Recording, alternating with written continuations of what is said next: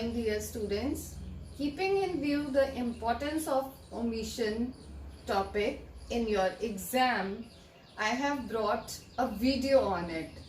As in, I have observed that although you know lot many grammar rules, but still in the topic of omission, you feel confused as in which may be the missing word after knowing so many rules. So here I have brought some rules so that you freshen up these rules in your mind and do take care of these points while appearing for this question, omission.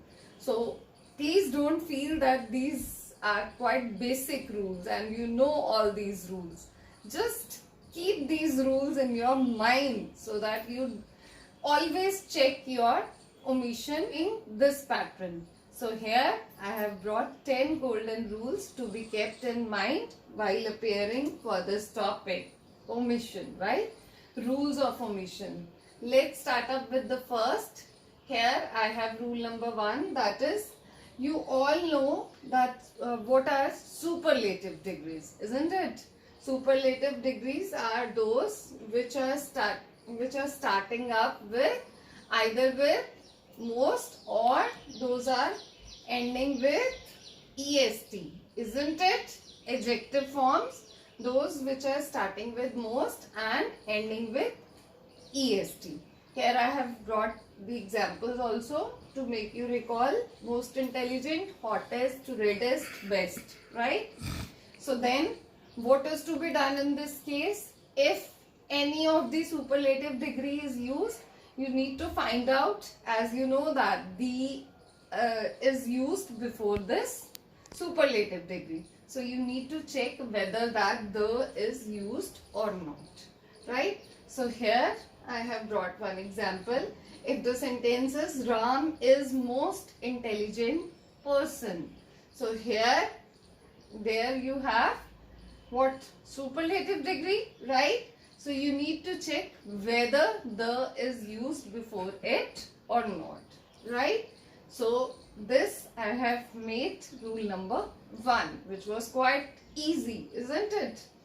So then rule number 2, what you can check, that is, if these terms like morning, evening, night, afternoon, these terms are used in the sentence, so then what you are to do is, let me tell you, that is, before these in, if in is used before all any of this, so then what you are to do is, you are to add on the in between. You need to check if in is used with any of this, the is coming before that or not, right? So here I have brought the example. I usually walk in morning. This is incorrect. Here in is used with morning. So then you need to check the is there. So here we don't have the. So we will be adding the before it. Okay? Right? And then mind it carefully. But if these are used with at, so in that case you will not be using the. So that would be wrong in the case. So please find out whether in is used before it or not. In this case, if we will be saying at the morning, so that would be incorrect. Moving on to the rule number 3, that is, here I have, if you there is mentioning of 2 places, if you get 2 places mentioned in a sentence, in that case what you need to do. First of all, please check it whether those 2 places are in the context of bigger place and smaller place, and that too whether that smaller place is coming under the vicinity of that bigger place. In that case only I am talking about, right? For example, if we talk about Alipur and Budpur, so then definitely Budpur is not coming under the vicinity of Alipur, right? So here I am talking about Alipur and Delhi. So in this case, bigger place and smaller place. Okay, Alipur is smaller place and Delhi is bigger place. In that case, you need to check whether in is used or not. For example, if we talk about Delhi, not place, here what is this? You need to use in before the bigger place, right? Let's take the example in a sentence. Every day many people visit the Gurdwara of Bangla Sahib, Delhi. So then here what is this? Bangla Sahib is a smaller place and Delhi is a bigger place. So in between these two you need to add on in, right? So this was rule number 3. Okay. So now let's move to rule number 4. Here I have when you have two verbs mentioned in a sentence. In that case, what you need to check? For example, suppose here first between first verb and second verb you need to add on to. The infinitive to. For example, let's take the example of a sentence. I am going by car. So here, which are the two verbs used? Going, right? And then another verb, by, isn't it? So here you have two verbs. So now what you need to do is, you need to put to before the second verb. Okay?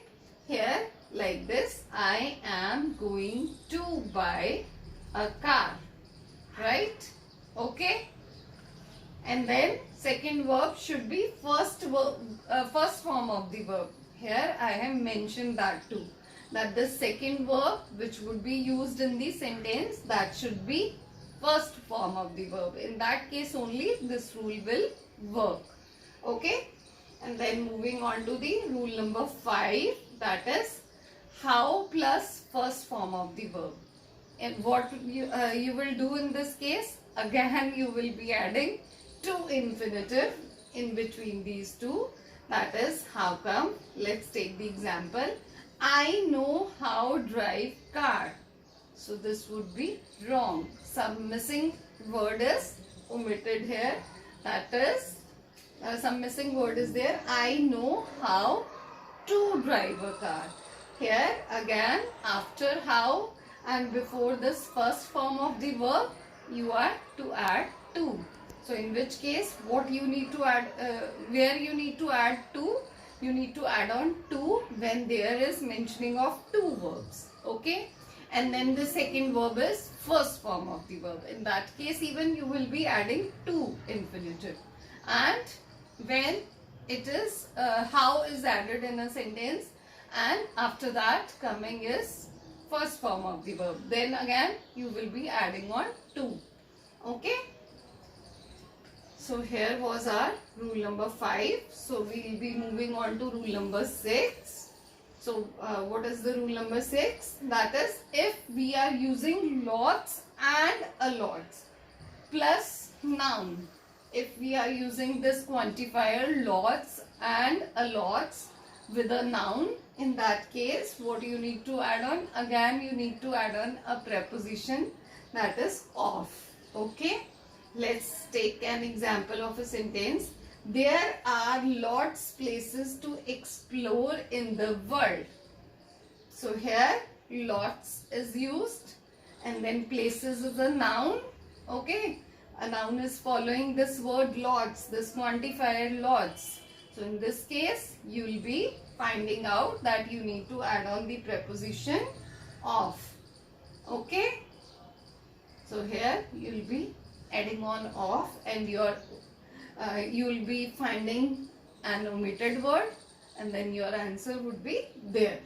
So now let's move to rule number 7, that is when you will be getting these quantifiers, one, none, each, any in that case, and then these quantifiers are followed with the. So then in that case you will be easily finding out that an omitted word is the preposition. Again here what you will be adding on? The preposition of. What is this? One, for example, let's take the example. One, the most important thing is that. So here one. this quantifier one is used, and then it is following the. So in this case you will be adding on of according to the rule. So then you will be finding your omitted word. This is your rule number 7. So where you need to add on of with lots and a lots of and a lots, and then here again with these quantifiers one, none, each, any, following the. Okay, and then move on to the rule number 8. And what is rule number 8? That is, you need to find out when there is sequence of nouns. What do I mean by sequence of nouns? That is, you have number of nouns in a sentence. Somewhere you have one, two, more than two, I mean 2, 3, 4, 5. In that case, what you need to do is, you need to add on and before the last one. You usually put commas within these all. So before the last one, you need to add on and. For example, I have English, Math, Hindi, GK, Sanskrit. So in this case, you would not be putting comma. In this case, you would be putting and before the last noun. Okay.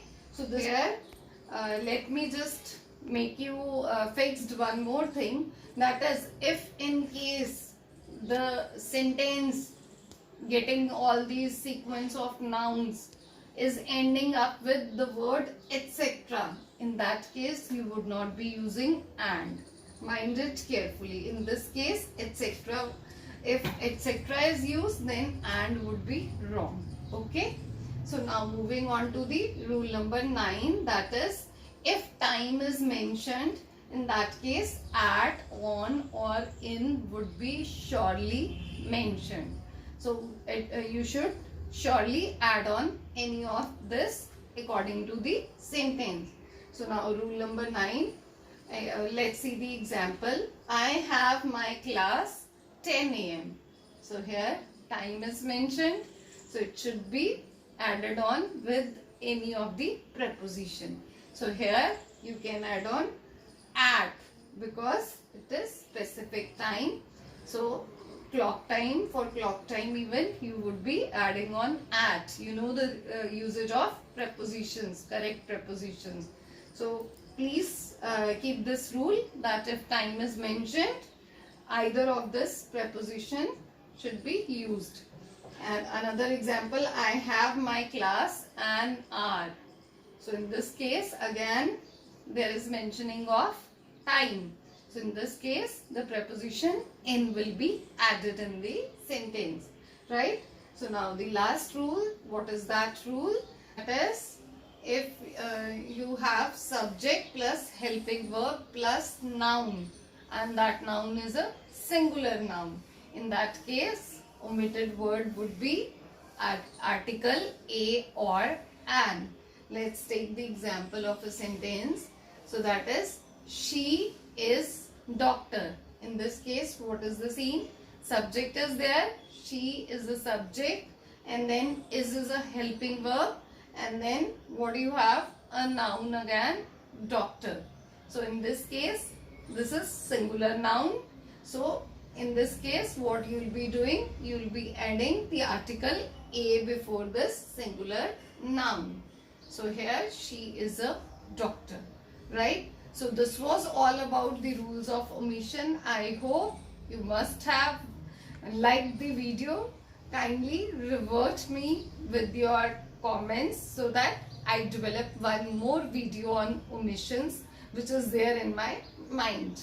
So let's I'll see you in the next video. Thank you.